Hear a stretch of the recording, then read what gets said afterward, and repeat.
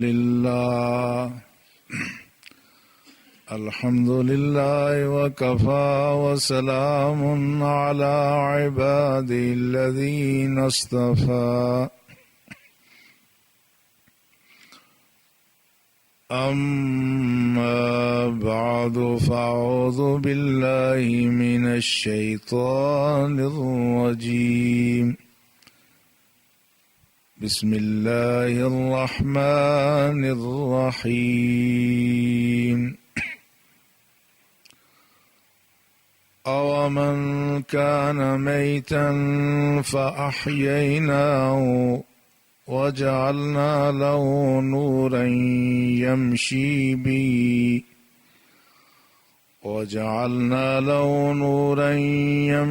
به في الناس كمن مثله في الظلمات ليس بخارج منها كذلك زين للكافرين ما كانوا يعملون آمنت بالله صدق الله مولانا العظيم قال الله تبارك وتعالى في شأن حبيبه الكريم إن الله وملائكته يصلون على النبي يا أيها الذين آمنوا صلوا عليه وسلموا تسليما اللهم صل على سيدنا ومولانا محمد وعلى آله وأصحابه أجمعين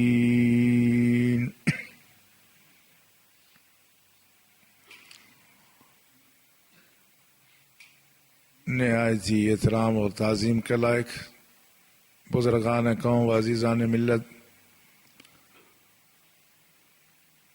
گزشتہ جمعۃ المبارک کے موقع پر جو گفتگو کی گئی تھی اس کا خلاصہ یہ تھا کہ اللہ نے ہر حیات زندگی رکھنے والی چیز کو پانی سے زندہ کیا، پھر اس کے بعد انسان بھی چونکہ اس میں زیرو مخلوق ہے، اس کی خوراک میں بھی بہت ساری وہ چیزیں شامل ہیں جو دوسری زیرو اشیاء کی ہیں، مگر اس کے علاوہ انسان کی ایک اور زندگی بھی ہے اور ایک خوراک بھی ہے۔ آج اسی بات کو آگے بڑھاتے ہوئے قرآن پاک کی ایک دوسری آیت کا مفہوم گوش گزار کیا جائے گا۔ اللہ جل شانہ نے فرمایا اومن کان میتا فاحییناہ وجعلنا لہ نورا یمشی بہ فی الناس، کیا وہ شخص جو مردہ تھا فاحییناہ پس ہم نے اس کو زندہ کیا اور اس کو ایسا نور دیا کہ اس کے ذریعے سے وہ لوگوں میں چلتا پھرتا ہے، کیا اس کی مثال اس کی سی ہو سکتی ہے؟ کم مثلہ فی الظلمات، ایسا شخص جو تاریکی میں بھٹک رہا ہے، لیس بخارج منہا، جو اس تاریکی سے نکل نہیں پا رہا ہے۔ اس میں قابل توجہ بات یہ ہے کہ اللہ جل شانہ مردہ اس شخص کو نہیں کہہ رہا ہے کہ جس کے جسم سے روح نکل گئی ہے۔ اومن کان میتن، کیا وہ شخص جو مردہ تھا، اس سے مراد وہ شخص نہیں جس کے جسم سے جان نکل گئی، اس سے مراد وہ شخص ہے جو ایمان کی زندگی سے محروم ہے اگرچہ وہ زندہ ہے۔ فرمایا وہ شخص جو مردہ تھا، مردہ سے مراد یہاں مشرک اور کافر ہے، فَأَحْيَيْنَاهُ، ہم نے اس کو زندگی دی۔ وہ زندگی کون سی تھی؟ وہ اسلام کی زندگی ہے۔ اب قرآن نے زندہ اشخاص کو، جن کے پاس کلمہ نہیں ہے، جن کے پاس ایمان نہیں ہے، قرآن نے کہا یہ مردہ ہیں، ہم نے ان کو زندہ کیا۔ اور ہم نے ایسا نور دیا کہ جس کے ذریعے سے اب یہ چلتے پھرتے ہیں۔ اس سے یہ معلوم ہوتا ہے کہ قرآن کی نظر میں ایک دوسری زندگی بھی ہے، اور وہ جو زندگی جس کا پہلے قرآن نے ذکر کیا تھا، وَجَعَلْنَا مِنَ الْمَاءِ كُلَّ شَيْءٍ حَيٍّ، ہم نے ہر زندگی رکھنے والی چیز کو پانی سے زندہ کیا۔ اس میں فرمایا افلا یؤمنون، کیا وہ لوگ ایمان نہیں لائیں گے؟ اب اس میں جو پانی سے زندگی ہے، وہ ساری چیزیں جس میں زندگی نامکمل ہے اور جن میں زندگی تام ہے، سب میں پانی ضروری ہے۔ پانی کے بغیر کوئی چیز، خواہ وہ مکمل زندہ وجود ہو یا اس کی نامکمل زندگی ہو، لیکن پانی کے بغیر کوئی زندہ نہیں رہ سکتا۔ مکمل زندگی انسان کی ہے اور نامکمل زندگی وہ جمادات، یہ نباتات کی ہے۔ جو چیزیں بڑھتی ہیں ان میں بھی زندگی ہے، مگر ان ساری چیزوں کے اندر جو بنیاد ہے، جس کے بغیر کوئی پودا زندہ نہیں رہ سکتا، کوئی حیوان زندہ نہیں رہ سکتا، کوئی انسان زندہ نہیں رہ سکتا، وہ کون سی چیز ہے؟ وہ پانی ہے۔ وَجَعَلْنَا مِنَ الْمَاءِ كُلَّ شَيْءٍ حَيٍّ، ہم نے ہر چیز کو پانی سے زندہ کیا۔ پھر اللہ نے بعد میں فرمایا افلا یؤمنون، کیا یہ ایمان نہیں لائیں گے؟ اب اس میں بظاہر تو کوئی بڑی بات نہیں لگتی۔ کون سی بڑی بات؟ یعنی اللہ کا یہ فرمانا کہ ہر چیز کو پانی سے زندہ کیا، یہ بظاہر کوئی بڑی بات معلوم نہیں ہوتی، لیکن قرآن نے ساتھ یہ کہ افلا یؤمنون، اتنی بڑی بات دیکھنے کے باوجود یہ لوگ ایمان نہیں لائیں گے۔ یہ ساری علمی دنیا کے لیے، قیامت تک آنے والے لوگوں کے لیے یہ ایک راہ ہدایت کے لیے ایک نشان ہے۔ جب کسی کو پتا نہیں تھا کہ انسان کی زندگی میں پانی کا کتنا عمل دخل ہے، قرآن نے اس وقت یہ بات بیان فرمائی۔ یہ صرف نباتات کے لیے نہیں، ہمارے جسم میں، جو ہمارے جسم کا پہلی اینٹ رکھی جاتی ہے اس میں بھی پانی شامل ہے۔ اور جو آدمی شکم مادر میں ہے، جب ہم ماں کے پیٹ میں 3 پردوں کے اندر ہوتے ہیں، اس میں بھی اللہ ایک ایسا پانی پیدا فرما دیتا ہے جس میں بچہ تیرتا رہتا ہے۔ اگر خدا نہ خواستہ وہ پانی لیک ہونا شروع ہو جائے، پھر بچے کے زندہ بچنے کا کوئی امکان باقی نہیں رہتا۔ پھر جب بچہ دنیا میں آیا، اس کے وجود کو بھی اب جو خوراک ہے وہ پانی سے دی جا رہی ہے۔ وہ کون سا پانی ہے؟ جو ماں کے سینے سے اللہ نے جاری فرما دیا ہے، اس کے اندر بھی پانی ہے۔ اور اس میں جو دودھ ہوتا ہے، دودھ میں 87% پانی ہوتا ہے، باقی چیزیں اضافی ہوتی ہیں۔ دودھ کا سب سے اہم حصہ 87%، خواہ وہ ماں کا دودھ ہو یا گائے کا ہو، اس میں 87% پانی ہے۔ معلوم ہوا بچہ شکم مادر میں تھا تو پانی کا محتاج، باہر آیا تو پانی کا محتاج۔ اب زندگی کے ہر لمحے میں انسان پانی کا محتاج ہے۔ کوئی ایسا مرحلہ نہیں ہے، انسان کے وجود میں مجموعی طور پہ 66% پانی ہے، باقی دوسری اشیاء ہیں۔ یہ 66% پانی کا یہ تناسب اگر کم ہونا شروع ہو جائے، آپ نے دیکھا جب بچوں کو دست شروع ہو جاتے ہیں تو ڈاکٹر کیا کہتے ہیں کہ اس بچے کو خطرہ ہے ڈی ہائیڈریشن کا، اور وہ نمکول بنا کے آپ پانی پلاتے ہیں۔ کیوں؟ کیا خطرہ ہوتا ہے؟ انسانی جسم سے اگر پانی ختم ہو جائے تو زندگی ختم ہو سکتی ہے، لہذا پانی کا وہ معیار برقرار رکھنا یہ ضروری ہوتا ہے۔ تو جس طرح یہ پانی انسانی وجود کے لیے ضروری ہے، یہ نباتات کے لیے بھی ضروری ہے۔ آپ نے دیکھا اب جو بارشیں شروع ہوئی تو اس کے بعد اب نباتات اگنا شروع ہو گئی ہیں۔ جہاں پہلے سبزیاں، پھل، فروٹ، مختلف چیزیں مرجھائے ہوئے تھے، اب سب میں بہار آ گئی ہے۔ ان کی زندگی میں بھی پانی کا بڑا عمل دخل ہے۔ لیکن یہ باقی چیزوں کی جو زندگی ہے، یہ جسمانی زندگی ہے، ان کی صرف پانی پہ ہی گزارا نہیں ہوتا، پانی کے ساتھ ساتھ اور بھی چیزیں درکار ہیں۔ آپ جتنے درخت ہیں ان کو کچھ نہ کچھ کھاد بھی دیتے ہیں، محض پانی سے کام نہیں چلتا، یہ کھاد کے بھی محتاج ہیں۔ اگر حیوان ہے تو اس کو صرف پانی سے ہی حیوان زندہ نہیں ہے، اس کو دوسری خوراک کی بھی ضرورت ہے، مگر پانی اس کا جزو اعظم ہے جس کے بغیر کوئی وجود زندہ نہیں رہ سکتا۔ یہ اپنے طور پہ یہ بات درست ہے، مگر یہاں ایک اور نقطے کی بھی ذرا وضاحت پیش نظر رکھیں۔ وہ درخت جو سوکھ جائے اور دوبارہ اگر اس کی جڑوں میں کوئی تراوٹ ہے تو پھر جب پانی ملتا ہے تو وہ ہرا بھرا ہونا شروع ہو جاتا ہے۔ لیکن جو درخت ایک مرتبہ جڑوں سے بھی خشک ہو گیا اس کے پاس اگر ساری دنیا کے سمندر بھی لا کے آپ کھڑے کر دیں، ساری دنیا کی کھاد لا کے رکھیں، تو وہ پودا جس کی جڑیں خشک ہو گئیں کبھی ہرا ہو سکتا ہے؟ کبھی ہرا نہیں ہو سکتا۔ اسی طرح سے مومن کی بھی ایک خوراک اللہ نے متعین فرمائی ہے، جسمانی خوراک بھی ہے اور روحانی خوراک بھی ہے۔ اور یہ دین کا کمال ہے کہ اس میں جسمانی اور روحانی خوراک کا ایسا حسین امتزاج ہے، دنیا کی کسی قوم کے پاس ایسا کوئی ضابطہ نہیں ہے۔ جس طرح پانی یہ درختوں کی خوراک ہے، جس طرح پانی حیوانات کی خوراک ہے، انسان کی خوراک ہے، دوسری چیزیں نمکیات، لحمیات، یہ ہمارے جسم کی خوراک ہیں، لیکن یہ بھی تو حقیقت ہے کہ اگر اس خوراک میں ایک حد تک اضافہ کر دیا جائے تو پھر بھی یہ فائدے کے بجائے نقصان دیتی ہے۔ آپ نے دیکھا ایسے بھی درخت فصل ہیں جہاں پانی کھڑا ہو جائے، کافی عرصے تک پانی کھڑا ہو تو کیا ہوتا ہے؟ وہ فصل نہیں ہوتی، وہ وہاں کی فصل مرجان پیلی ہونے شروع ہو جاتی ہے۔ کیوں؟ کیا وجہ ہوئی؟ اس لیے کہ پانی تو ہے لیکن ضرورت سے زیادہ ہے۔ اس سے یہ معلوم ہوا کہ جس طرح نباتات کے لیے پانی چاہیے مگر ایک خاص مقدار میں چاہیے، اس سے زیادہ اگر ہوگا تو نقصان ہو جائے گا۔ اسی طرح سے حیوانات کے لیے بھی ہے، انسان کے لیے بھی ہے کہ اس کی جسمانی خوراک بھی ایک حد تک ہونی چاہیے۔ اگر خوراک ضرورت سے زیادہ تو بیماری بن جاتی ہے۔ آج آپ دیکھ رہے ہیں اکثر لوگوں کو شوگر ہو گئی ہے۔ کیوں شوگر ہوتی ہے؟ اس لیے کہ جو کھایا وہ ضرورت سے زیادہ تھا۔ انسانی جسم کو شوگر کی ضرورت کم تھی، ہم زیادہ کھا رہے ہیں۔ جب کوئی آدمی جسمانی خوراک اپنی ضرورت سے زیادہ لے گا تو وہ تقویت دینے کے بجائے نقصان کا باعث بن جاتی ہے۔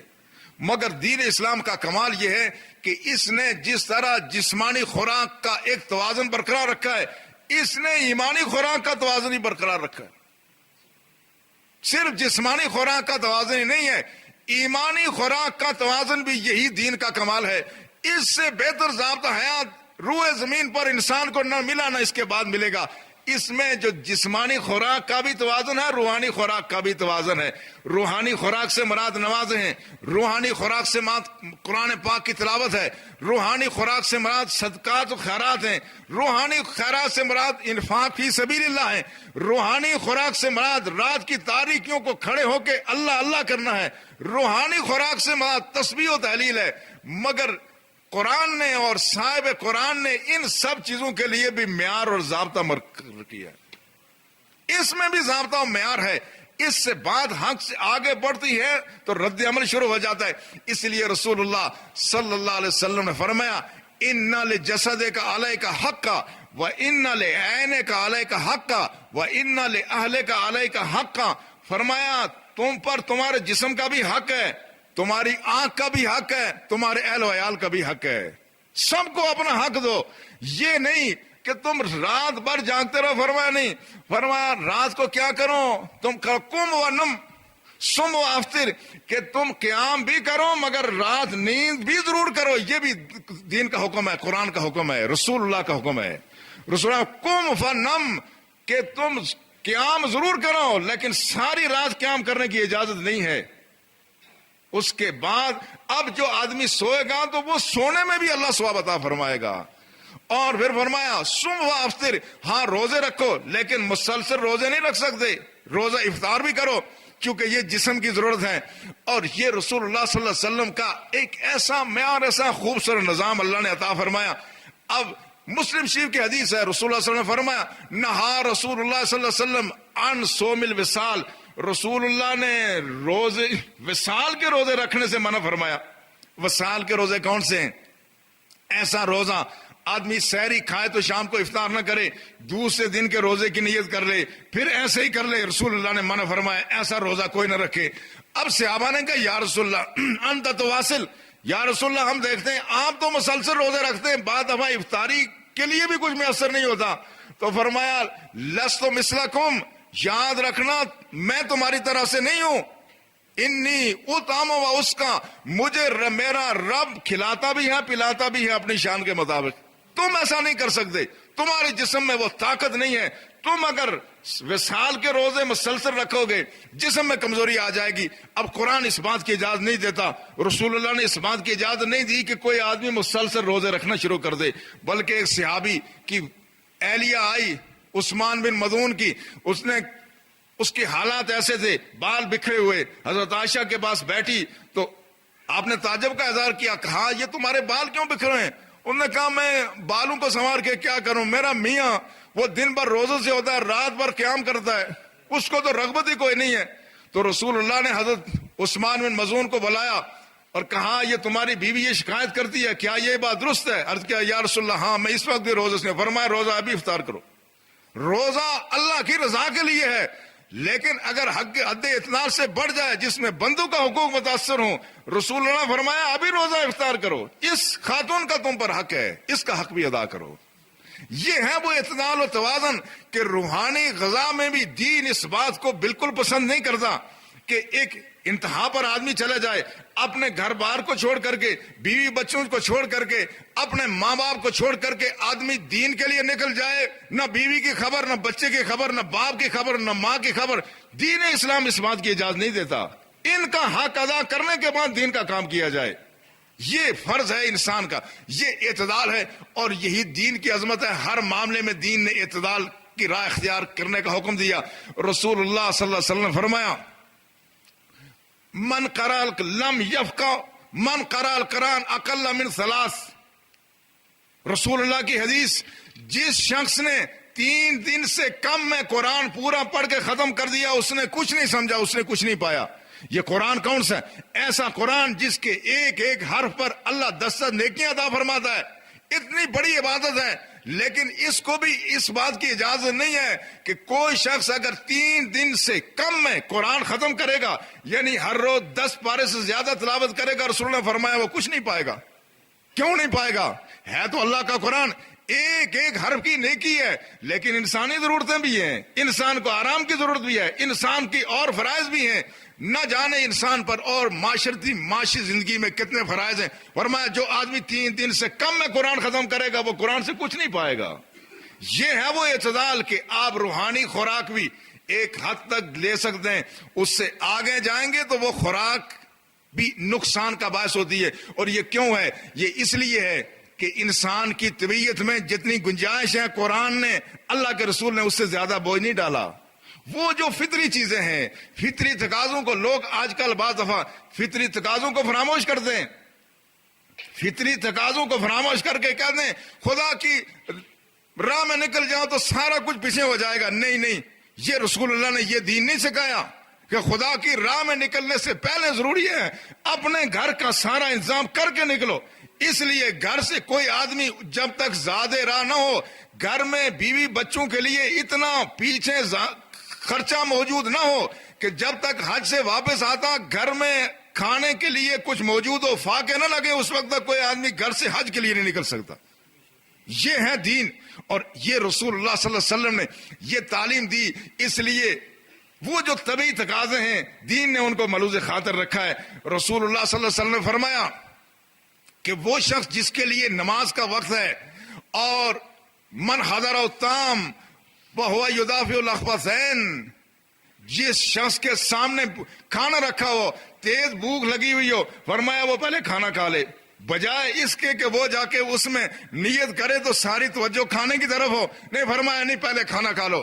ہاں، جس شخص کو کئی باتھ روم جانے کی حاجت ہو، بول براز کی حاجت ہو، فرمایا لا صلاۃ لمن حضر الطعام وہو یدافع الاخبثین، جو شخص بول براز کی حاجت ہو، باتھ روم میں جانے کی حاجت ہو، فرمایا وہ نماز نہ پڑھے. کیوں؟ اگر وہ نماز پڑھے گا اس کی توجہ نماز کی طرف نہیں ہوگی. جسمانی تقاضے اس بات کا تقاضا کرتے ہیں. یہی دین کا حسن و جمال ہے کہ اس نے ایک حد تک اس روحانی غذا کو بھی آگے بڑھنے نہیں دیا. حضرت عبداللہ ابن مسعود کہتے ہیں کہ میں ہر جمعرات کو صحابہ کو درس قرآن دیتا تھا، میں دین کے احکامات سکھاتا.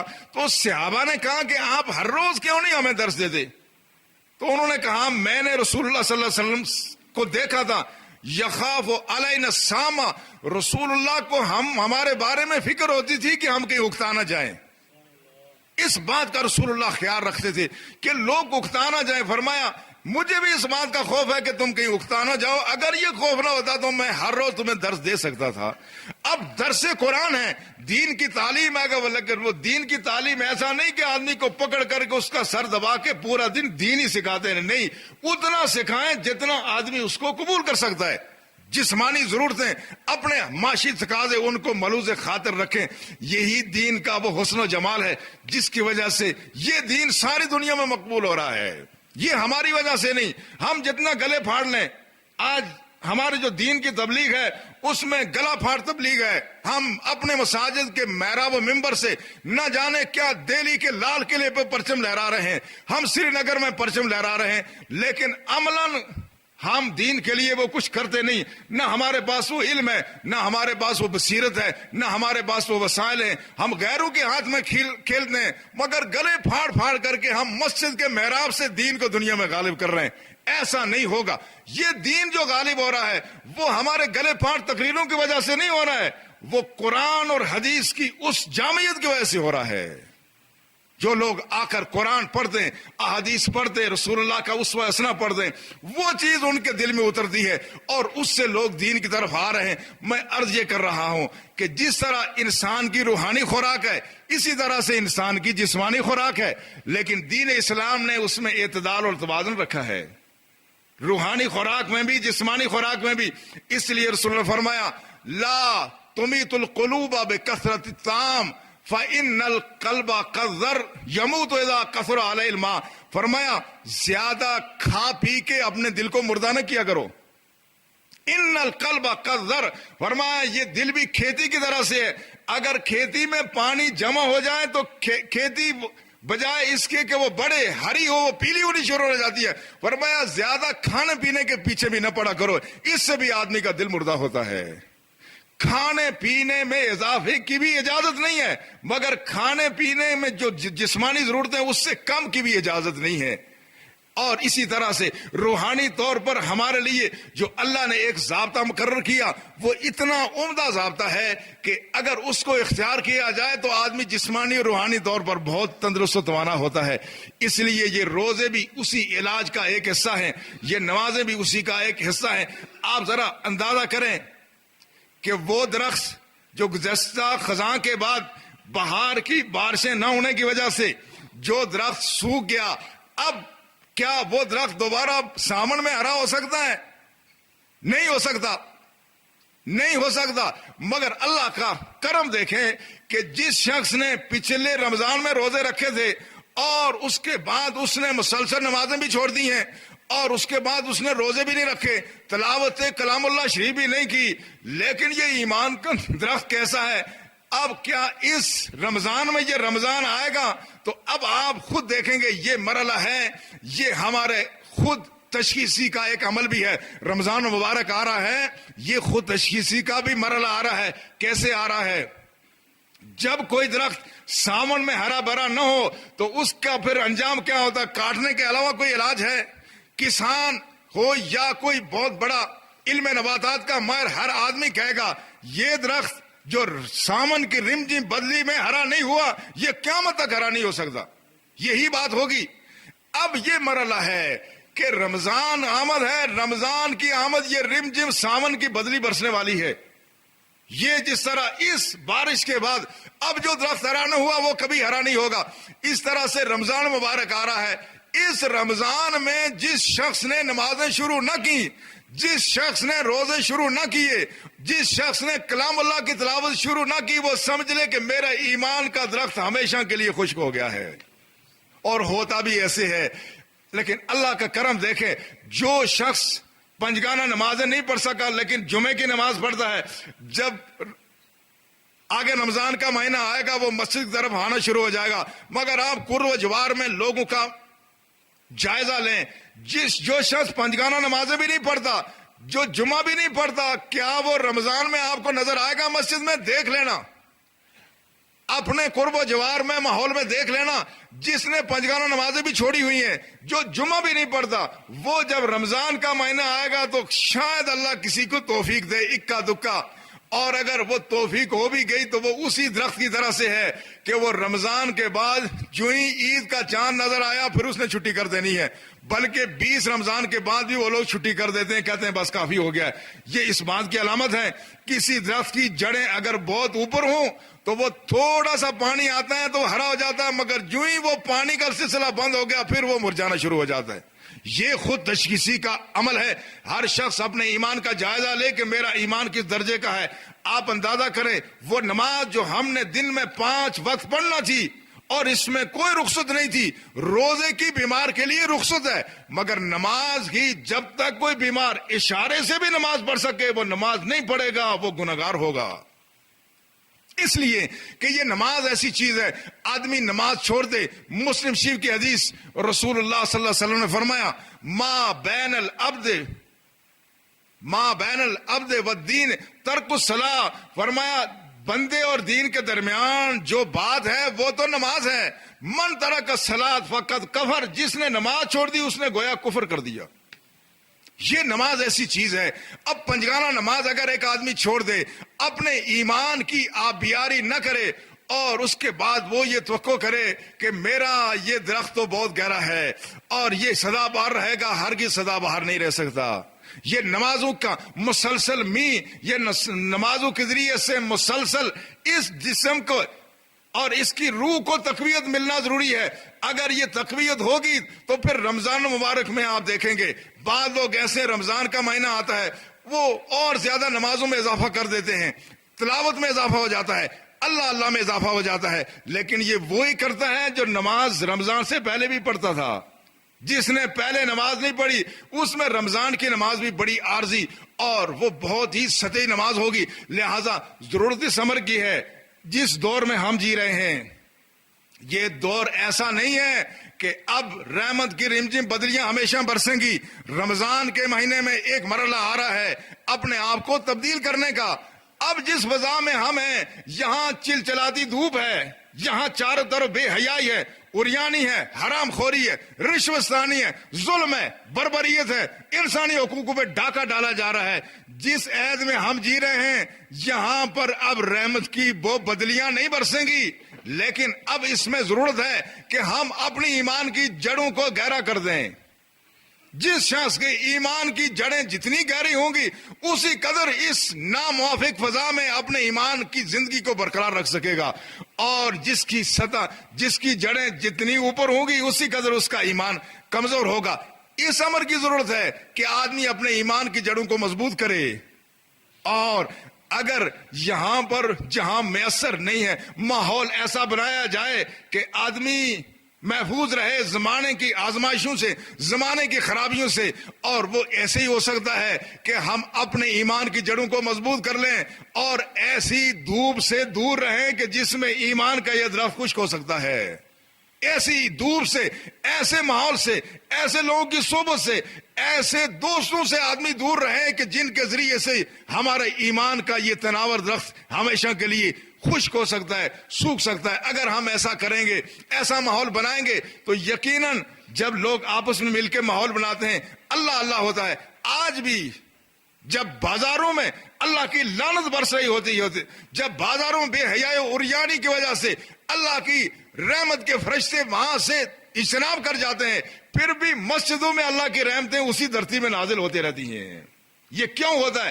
اس لیے کہ مسجد میں آنے والوں نے فضا ایسی بنا دی ہے، ایک تو یہ گھر پاک، آنے والوں کی سوچ پاک، ان کا عمل پاک، تو چاروں طرف اگر ہر جانب اللہ کی ناراضگی کا قہر و غضب نازل ہو رہا ہو، مسجدوں میں پھر بھی اللہ کی رحمت نازل ہوتی ہے۔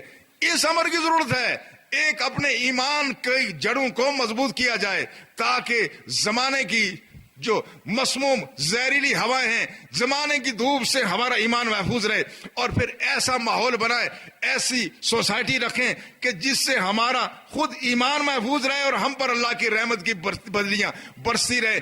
جس طرح جغرافیائی لحاظ سے آپ دیکھتے ہیں کہ مختلف علاقوں میں پچھلے عرصے میں جہاں یہاں بارش نہیں ہوتی تھی، آپ نے سنا مظفر آباد میں اکثر بارشیں ہوتی تھی، آپ سنتے رہے کہ جی مظفرآباد بارش ہو رہی ہے، کیوں؟ وہاں کی جغرافیائی صورتحال ایسی تھی کہ اس میں لوکل پریشر بنتا تھا، بارش نازل ہوتی تھی۔ آج بھی خدا کا بندہ جب اپنے اندر کا وہ پریشر، ایمانی حرارت وہ بنا لے، اس پر آج بھی اللہ کی رحمتیں نازل ہوں گی۔ آج بھی خدا کا بندہ، اب اگر اللہ سے جہاں چاروں طرف نافرمانی ہو، خدا کا بندہ جب آج اللہ کو یاد کرے گا، اس پر وہی رحمتیں برسیں گی جو 1400 سال پہلے برستی تھی۔ اللہ کی رحمت ہمیشہ کے لیے ہے، لہذا اس بات کی ضرورت ہے۔ رسول اللہ صلی اللہ علیہ وسلم نے فرمایا، اللہ کو یاد کرنے والا بندہ وہ ایسا ہے جس طرح سوکھے ہوئے خشک درختوں میں کوئی ایک ہرا درخت ہے۔ اپنے آپ کو ہرا درخت بنا لیجئے، ایسا ہرا درخت کے جس پر ہمیشہ اللہ کی رحمتیں برتیں نازل ہوتی رہیں۔ اللہ ہمیں توفیق عطا فرمائے۔ میرا ارادہ یہ ہے کہ آئندہ جمعے سے میں آخری 5 منٹ میں دین کی کچھ بنیادی چیزیں آپ حضرات کے گوش گزار کروں۔ مختلف موضوعات پر آپ تقاریر بیان تو سنتے ہیں، لیکن بعد دین کی بنیادی چیزوں کا علم نہیں ہوتا۔ ہمارے سکول کالجز میں جو اسلامیات، روایتی اسلامیات ہے، اس سے تو قرآن صحیح پڑھنا بھی آدمی نہیں سیکھ سکتا۔ اس لیے میرا ارادہ یہ ہے کہ آئندہ جمعے سے میں بیان انشاءاللہ 5 منٹ پہلے یعنی 12:55 پہ یہ شروع کروں گا، اور آخری 5 منٹ میں دین کی بنیادی چیزیں ہوں گی، مگر اس میں آپ نے اکتانا نہیں ہے۔ میں شعلہ نوائی کی طرف نہیں جانا۔ آپ دیکھیں کہ دین کی کتنی بنیادی چیزیں جو ہمیں معلوم نہیں ہیں۔ دین کی بہت بنیادی چیزیں ہم کلمہ طیبہ سے شروع کریں گے اور چھوٹی چھوٹی چیزیں آخر میں بیان کریں گے۔ اللہ ہمیں توفیق عطا فرمائے، دین کو سمجھنے اور دین کی قدر کی اللہ توفیق عطا فرمائے۔ وما علینا الا البلاغ۔